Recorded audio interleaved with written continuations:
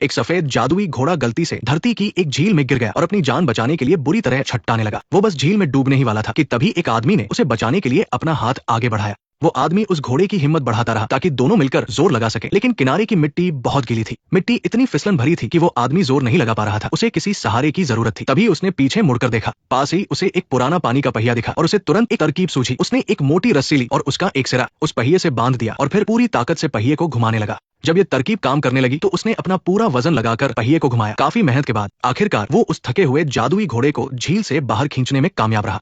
बाहर आते ही वो घोड़ा बुरी तरह थककर जमीन पर लेट गया और लंबी लंबी सांसें लेने लगा। वो अपनी जान बचाने वाले उस इंसान को बड़े प्यार से देखने लगा, जैसे वो उसका शुक्रिया अदा करना चाहता हो। हालांकि दोनों की दुनिया अलग थी, इसलिए वो अपनी बात कह नहीं पाया और बस उसकी आंखों में आंसू आ गए। ये भावुक पल देखकर जॉनी भी थोड़ा हैरान रह गया। असल में ये घोड़ा पास के जंगलों का एक जादुई जीव था जो अक्सर रात को बाहर निकलकर खेतों में नाचता कूदता था और लोगों की फसलें बर्बाद कर देता था। इसीलिए गांव वाले उसे एक खतरनाक राक्षस समझ बैठे थे और उसे खत्म करना चाहते थे। लेकिन जॉनी, जो इन खेतों की रखवाली करता था, उसने देखा कि ये घोड़ा शरारती जरूर है पर दिखने में बहुत मासूम है। उसका दिल उसे नुकसान पहुंचाने को नहीं माना। उसने घोड़े की रस्सियां खोल दी और उसे वहां से भाग जाने का इशारा किया, वरना थोड़ी ही देर में गांव वाले उसका बुरा हाल कर देते। ये सुनते ही उस घोड़े ने अपनी जादुई शक्तियां दिखाई और उसके शरीर से एक तेज चमक निकलने लगी। उसने एक बार फिर जॉनी का शुक्रिया अदा किया और फिर तेजी से दूर पहाड़ों की तरफ भाग गया। वो एक चमकती हुई सफेद रोशनी की तरह रात के अंधेरे में गायब हो गया। पीछे जॉनी अकेला खड़ा रह गया, जो ये सोच रहा था कि अब वो खेत के मालिक को क्या जवाब देगा। लेकिन उसे ये नहीं पता था कि उसने जिस जादुई जीव को आजाद किया है, उसके इस नेक काम की वजह से उसकी पूरी जिंदगी बदलने वाली थी। अगली सुबह जब जॉनी की आंखें खुली तो उसने देखा कि उसके अस्तबल में दो बहुत ही शानदार और सुंदर घोड़े खड़े थे। तभी अंधेरे कोने से एक छोटा सा गधा भी बाहर निकल कर आया और जॉनी के सामने बड़े ठाट से खड़ा हो गया, जैसे वो बहुत बड़ा कोई शहजादा हो। ओ नहीं, आगे बढ़ो। जॉनी ये सब देखकर बहुत खुश हुआ, लेकिन तभी उसे याद आया कि पिछली रात उस घोड़े ने पूरा खेत खराब कर दिया था, जिससे खेत के मालिक का बहुत नुकसान हुआ था। जॉनी के पिता गुस्से में लाल पीले होकर उसे डांटने के लिए उसकी तरफ आ रहे थे। जॉनी बहुत घबरा गया और उसने वहां से भागने का फैसला किया। उस जादुई घोड़े की गलती की भरपाई करने के लिए वो छोटा गधा खुद जॉनी के पास आया और उसे अपनी पीठ पर बैठने का इशारा किया। जैसे ही जॉनी बैठा, उस गधे ने अपनी आंखें तरेरी और बिजली की रफ्तार से वहां से दौड़ पड़ा। उसकी रफ्तार इतनी तेज थी कि पलक झपकते ही वो जॉनी को मीलों दूर एक पहाड़ी पर ले आया। जॉनी की आंखें फटी की फटी रह गई। उसे यकीन ही नहीं हो रहा था कि ये कोई मामूली गधा नहीं है, बल्कि ये तो दुनिया का सबसे अनोखा फरारी गधा था, जो बिना पेट्रोल के बस घास खाकर मीलों तक दौड़ सकता था। सफर के लिए इससे अच्छा साथी और कोई नहीं हो सकता था। तभी जॉनी को उन दो घोड़ों की याद आई, इसलिए उसने गधे से कहा कि वो उसे वापस ले चले। लेकिन गधे ने उसे अपने कान बंद करने को कहा और एक लंबी और बहुत तेज आवाज निकाली। उसकी आवाज में इतनी ताकत थी कि मीलों दूर खेत में खड़े वे दोनों घोड़े भी उसके पास दौड़ते हुए आ गए। अब जॉनी उन दोनों कीमती घोड़ों को अपने साथ लेकर शहर की तरफ चल दिया ताकि उन्हें बेचकर अपने नुकसान की भरपाई कर सके।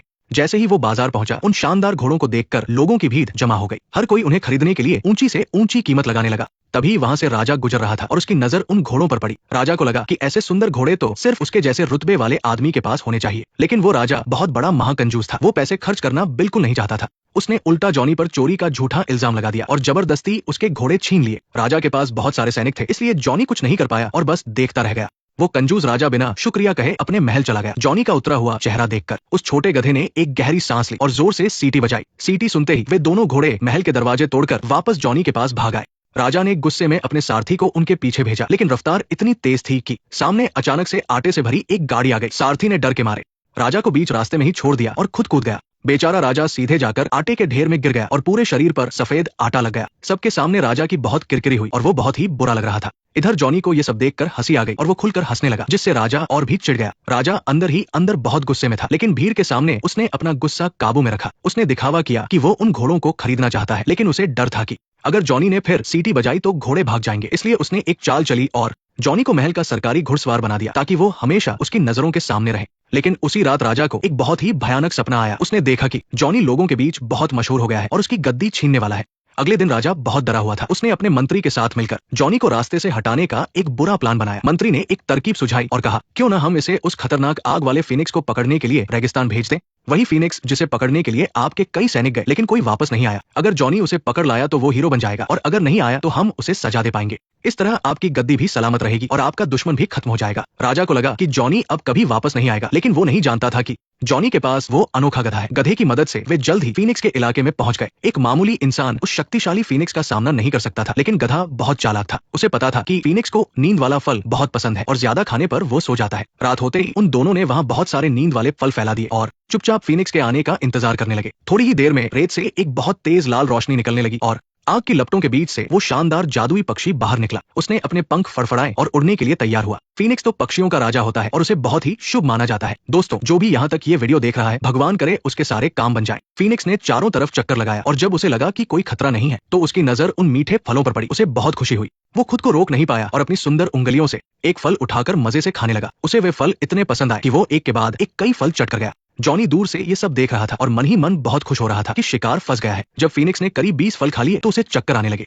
उसका सिर घूमने लगा और वो लड़खड़ाने लगा जैसे उसे बहुत गहरी नींद आ रही हो। आखिरकार वो धड़ाम से जमीन पर गिर गया, लेकिन उसने हार नहीं मानी और गिरते पड़ते आखिरी फल भी खा ही लिया। फिर वो गहरी नींद में सो गया और खर्राटे लेने लगा। जॉनी उसे पकड़ने के लिए आगे बढ़ा। उसने गधे को जगाया, लेकिन तभी एक तपता हुआ पंजा उसकी तरफ बढ़ा। जॉनी बुरी तरह डर गया। उसे पता चला कि वो पक्षी बहुत चालाक था। वो बस सोने का नाटक कर रहा था ताकि अपने दुश्मन को पकड़ सके। जॉनी जान बचाकर वहां से भागा। जब फीनिक्स उस पर हमला करने ही वाला था तभी उस गधे ने बीच में आकर उसे टक्कर मार दी और जॉनी की जान बचा ली। इस बात से फीनिक्स बहुत ज्यादा गुस्सा हो गया। जब फीनिक्स गधे से लड़ रहा था, जॉनी ने जल्दी से लड़ने की तैयारी की। वो उसका मुकाबला करने के लिए तैयार था। फीनिक्स बहुत ताकतवर था। उसने गधे को दबोच लिया, लेकिन तभी उसकी नजर फिर से उन फलों पर पड़ी। वो जैसे ही उन्हें खाने के लिए झुका, तभी एक गिलहरी ने वहां से फल चुराने की कोशिश की। ये देखकर फीनिक्स भड़क गया और उसने चारों तरफ आग बरसानी शुरू कर दी।